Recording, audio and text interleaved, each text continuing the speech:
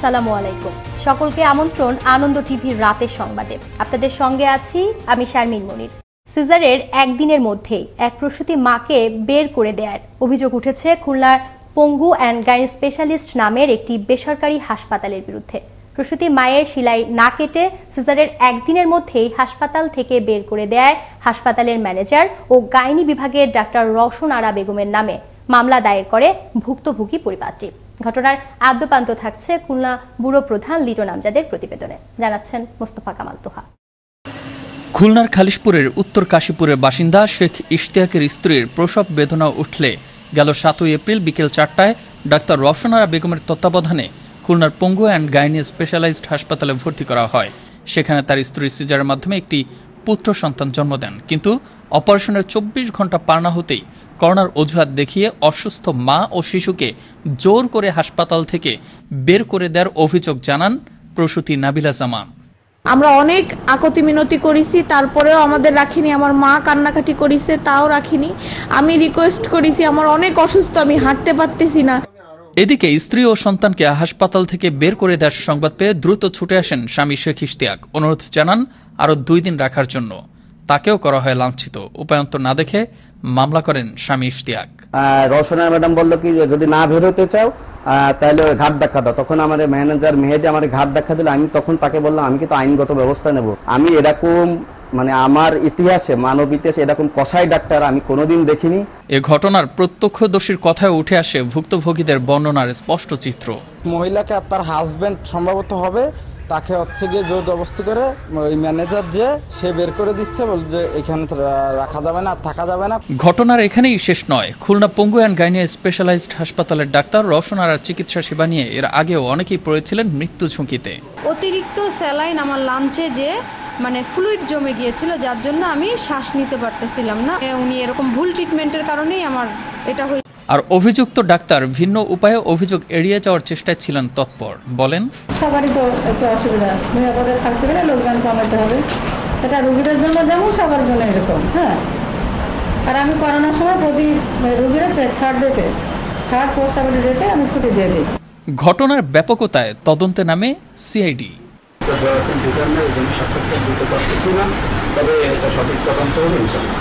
সিজারের একদিনের মধ্যেই একজন সিজারিয়ান মাকে জোরপূর্বক বের করে দেওয়ার নজির অতীত ইতিহাসের কোথায় রয়েছে তা হয়তো গবেষণার বিষয়। আধুনিক সভ্য দুনিয়ায় নজিরবিহীন এমন ঘটনায় সমালোচনার ঝড় খুলনা শহর জুড়ে। দায়ের হয়েছে মামলা, তবে প্রভাব খাটিয়ে যেন পার পেয়ে না যায় অভিযুক্তরা, সে বিষয়ে প্রশাসনের সুদৃষ্টি কামনা করেন ভুক্তভোগী পরিবার ও সচেতন সমাজ। মোস্তফা কামাল তোহা, আনন্দ টিভি, ন্যাশনাল ডেস্ক। গেল 11 মাসে ঢাকা দক্ষিণ সিটি কর্পোরেশন 524 কোটি টাকা রাজস্ব আদায় করেছে বলে জানিয়েছেন DSCC mayor barrister Sheikh Fazle Noor Taposh. বুধবার দুপুরে সিটি কর্পোরেশনের 1 বছরের সার্বিক কার্যক্রম ও অগ্রগতি নিয়ে সংবাদ সম্মেলনে তিনি কথা জানান। বলেন, নিবন্ধন ছাড়া ঢাকার রাস্তায় অযান্ত্রিক যানবাহন চলাচল করতে দেয়া হবে না। গত বছরের 16 মে কর্পোরেশনের মেয়র হিসেবে আমি দায়িত্বভার গ্রহণ করেছি এবং বর্তমানে করোনা ভাইরাসের দ্বিতীয় ঢেউ মোকাবেলা করে আমরা এগিয়ে চলেছি। করোনা পরিস্থিতি মোকাবেলা করে মাননীয় প্রধানমন্ত্রী ঘোষিত 2041 সালের উন্নত বাংলাদেশ গড়ার অভিযাত্রায় আমরা 2041 সালের মধ্যে উন্নত ঢাকা গড়ে তোলার লক্ষ্যে সার্বিক কার্যক্রম পরিচালনা করেছিল। আমরা এরই মাঝে 524 কোটি টাকা রাজস্ব আহরণ করেছি করোনা মহামারীর মাঝে। যে কোনো সংস্থা কর্পোরেশন যদি সুশাসনের আওতায় পরিচালিত করতে হয় তাহলে রাজস্ব আহরণ অত্যাবশ্যকীয়।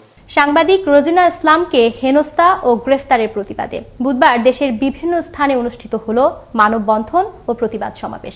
প্রতিনিধিদের পাঠানো তথ্য ভিডিও চিত্রে দেখুন ডেস্ক রিপোর্ট।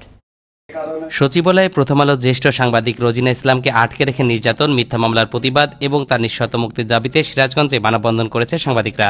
বুধবার সকালে সিরাজগঞ্জ শহরের শহীদ নাজমুল চত্বরে এই মানববন্ধন অনুষ্ঠিত হয়। এ সময় স্বাস্থ্য বিভাগের অতিরিক্ত সচিব কাজী জেবুন্নেছা বেগমের শাস্তির দাবি জানান সাংবাদিকরা।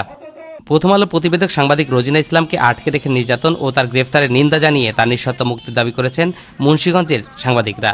বুধবার ঘণ্টাব্যাপী মুন্সিগঞ্জ প্রেস ক্লাবের আয়োজনে এ কর্মসূচি পালন করা হয়। এ সময় উপস্থিত সাংবাদিকরা রোজিনা ইসলামের নিঃশর্ত মুক্তি দাবি করেন। সিনিয়র সাংবাদিক রোজিনা ইসলামের মুক্তি ও মিথ্যা মামলা প্রত্যাহারের দাবিতে মানববন্ধন কর্মসূচি পালন করেছে ময়মনসিংহের সাংবাদিকরা। বুধবার সকালে ময়মনসিংহ প্রেস ক্লাবের সামনে ঘণ্টাব্যাপী মানববন্ধনে বক্তব্য রাখেন স্থানীয় সাংবাদিক নেতৃবৃন্দ। এ সময় বক্তারা সঠিক তদন্তের মাধ্যমে দোষীদের শাস্তির দাবি করেন।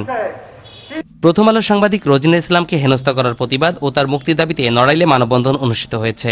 বুধবার নড়াইল চৌরাস্তায় সাংবাদিক সমাজ ও প্রথম আলো বন্ধুসভার আয়োজনে এ মানববন্ধন অনুষ্ঠিত হয়। এতে মানবাধিকার কর্মী, সাংবাদিক, সমাজকর্মী ও সুশীল সমাজের নেতৃবৃন্দ অংশগ্রহণ করেন। মানববন্ধনে ঘটনার সুষ্ঠু তদন্তের দাবি জানান বক্তারা। প্রথম আলো পত্রিকার প্রতিবেদক রোজিনা ইসলামকে স্বাস্থ্য সচিবালয়ে আটকে রেখে নির্যাতন ও গ্রেফতারের প্রতিবাদে দুমকিতে মানববন্ধন ও বিক্ষোভ হয়েছে।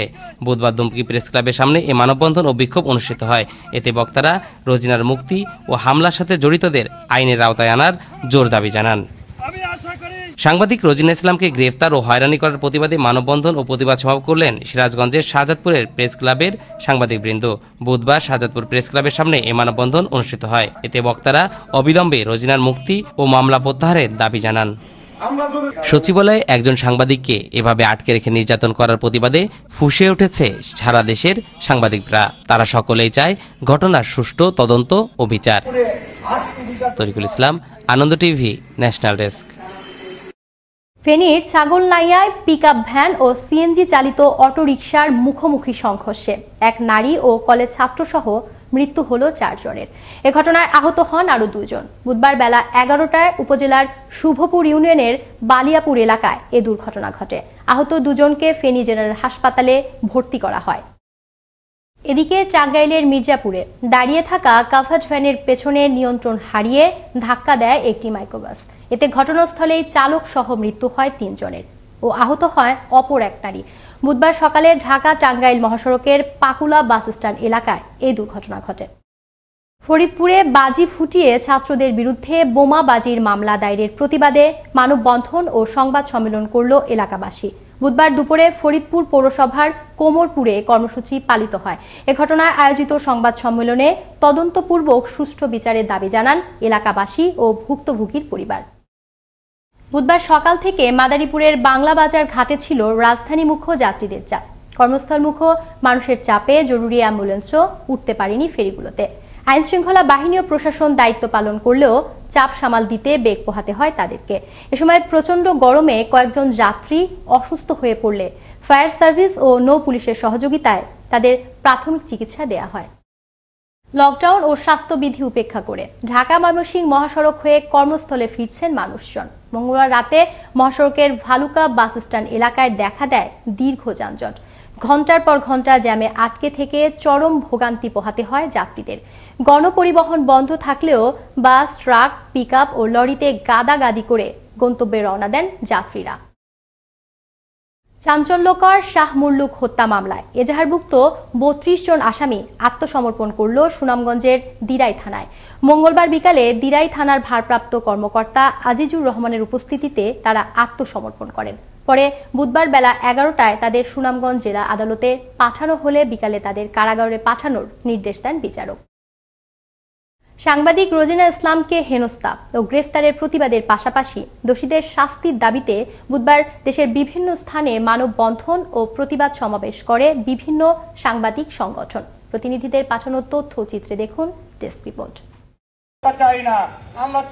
প্রথম আলো সাংবাদিক রোজিনা ইসলামকে গ্রেফতার ও হেনস্থার প্রতিবাদে এবং মুক্তির দাবিতে ভোলায় মানববন্ধন ও প্রতিবাদ সভা অনুষ্ঠিত হয়েছে। বুধবার সকালে ভোলা প্রেস ক্লাবের সামনে ভোলা প্রেস ক্লাব ও বিভিন্ন সামাজিক সংগঠনের উদ্যোগে এই সভা অনুষ্ঠিত হয়। প্রতিবাদ সভায় বক্তারা রোজিনা ইসলামকে গ্রেফতারের তীব্র নিন্দা জানান।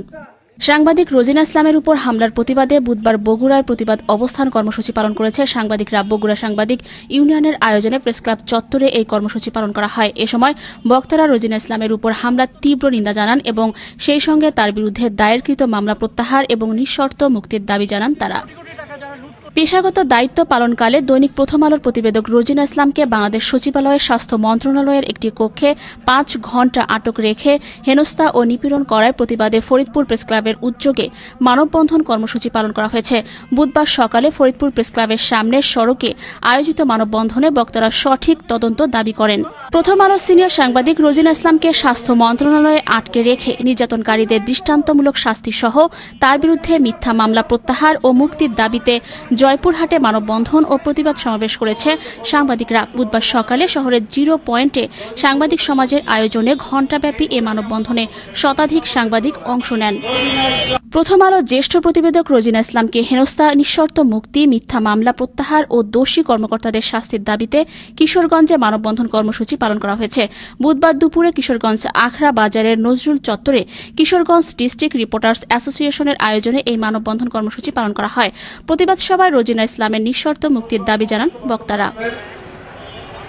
নয়নমণি, আনন্দ টিভি, ন্যাশনাল ডেস্ক। এই ছিল এখনকার মতো।